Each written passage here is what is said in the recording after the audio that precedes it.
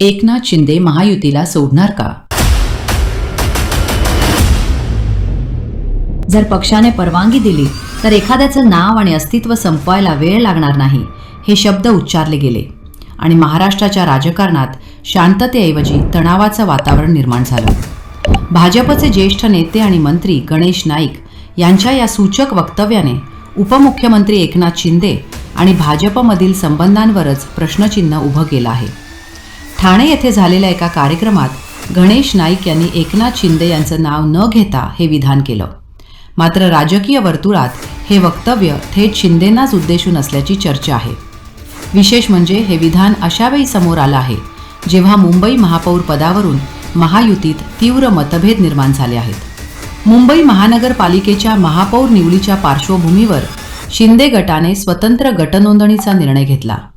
या निर्णयानंतर महायुतीतील अंतर्गत तणाव उघडपणे समोर आला आहे. भाजपकडे नगरसेवकांचं संख्याबळ जास्त असलं तरी शिंदे गट पहिल्या 2.5 वर्षासाठी महापौर पदावर ठाम असल्याने तडजोडीचे मार्ग बंद झाल्याचं चित्र आहे. याच पार्श्वभूमीवर गणेश नाईक यांचं वक्तव्य केवळ वैयक्तिक प्रतिक्रिया नसून भाजपमधील अस्वस्थतेचा इशारा असल्याचं बोललं जात आहे. दिल्लीतील भाजपच्या वरिष्ठ नेत्यांमध्येही शिंदे गटाच्या भूमिकेबाबत नाराजी असल्याची चर्चा राजकीय वर्तुळात आहे. यामुळे आता एक मोठा प्रश्न उपस्थित होत आहे.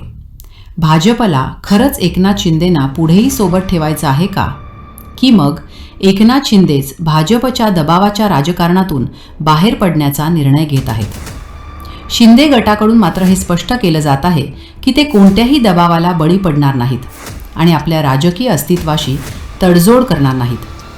त्यांच्या नेत्यांच्या मते हा केवळ पदांचा प्रश्न नसून स्वाभिमानाचा मुद्दा आहे. मुंबईत सत्ता स्थापनेसाठी 114 हा बहुमताचा आकडा आहे. भाजपकडे 89 तर शिंदे गटाकडे 29 नगरसेवक आहेत. शिंदे गटाशिवाय भाजपला महापौर बसवणं कठीण आहे.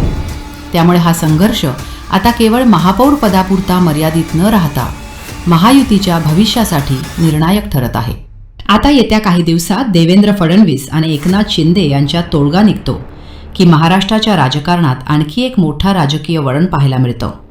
याकडे संपूर्ण राज्याचं लक्ष लागलं आहे.